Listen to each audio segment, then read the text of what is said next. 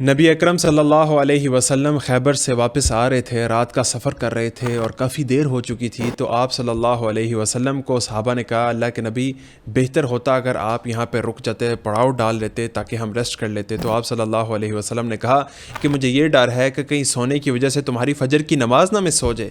اس پر حضرت بلال رضی اللہ عنہ بولے کہ میں آپ سب کو جگا دوں گا۔ چنانچہ سب لیٹ گئے اور حضرت بلال رضی اللہ عنہ انہوں نے بھی ٹیک لگا لی اور ان کی بھی آنکھ لگ گئی۔ آپ صلی اللہ علیہ وسلم کی آنکھ کھلی تو سورج کا اوپر والا حصہ نکل چکا تھا۔ آپ صلی اللہ علیہ وسلم نے حضرت بلال کو پکارا، بلال تم نے تو کہا تھا میں سب کو اٹھا دوں گا۔ حضرت بلال رضی اللہ عنہ رپلائی کرتے ہیں کہ اللہ کے نبی ایسی نیند مجھے آج سے پہلے کبھی نہیں آئی۔